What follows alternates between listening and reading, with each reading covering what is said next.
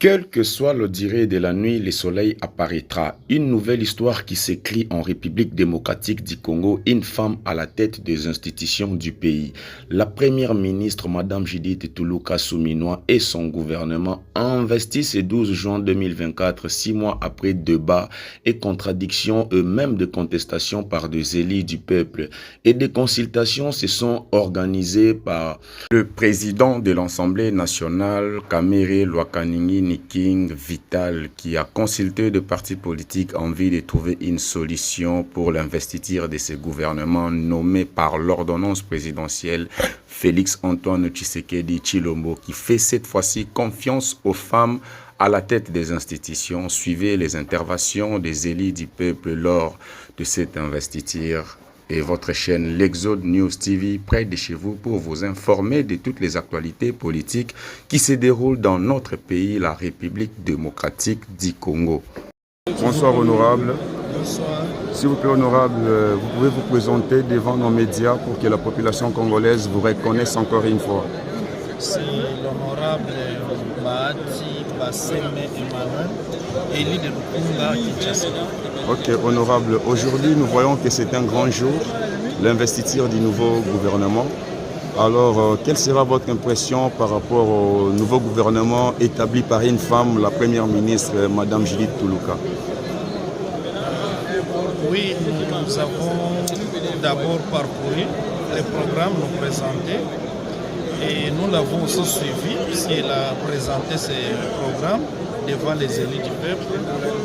Bon, nous, en tant qu'élus, à travers nos différents regroupements, nous avons formulé des recommandations de sorte allant dans le sens d'enrichir ces programmes.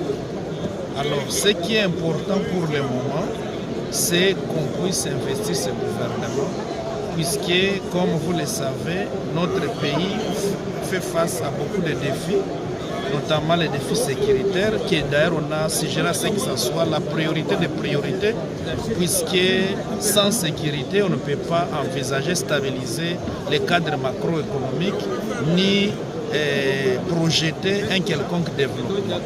Il y a beaucoup de défis sécuritaires à l'est du pays, où le Rwanda, avec ses mercenaires de M23, sont en train de causer des morts chaque jour.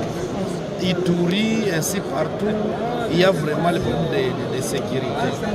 Au-delà de cela, vous voyez comment il y a fluctuation des taux d'échange.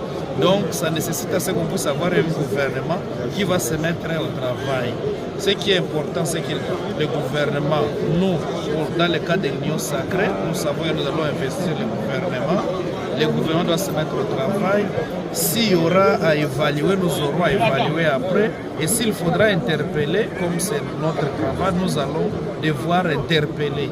Ce qui est important, c'est que ces gouvernements, les programmes présentés soient effectivement réalisés. C'est ce qui est important pour le bien de notre population. Ok, honorable, nous avons constaté qu'au sein de ce gouvernement, de la première ministre, 40% des femmes. Ça vous dit quelque chose par rapport à ces 40% des femmes, 17 ou 18 femmes aujourd'hui qui occupent les institutions de l'État? Étant élites du peuple, quel message ou quel conseil pourriez-vous donner à toutes ces femmes? Oui, c'est un constat effectivement.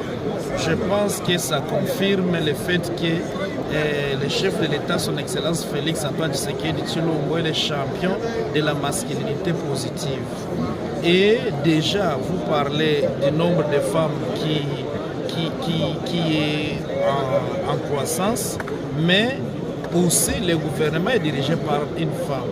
Alors nous pensons, comme les femmes sont nos mamans, les femmes savent prendre les bébés dès le bas âge pour les faire grandir, pour le bien de la famille.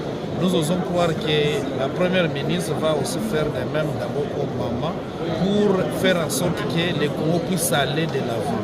Donc moi j'estime que je crois fermement en des capacités féminines et je pense qu'avec ce gouvernement qu'il y a une représentation qu'il faut des femmes, nous pouvons peut-être espérons là où les hommes ont eu quelques failles, peut-être ils vont essayer de faire mieux.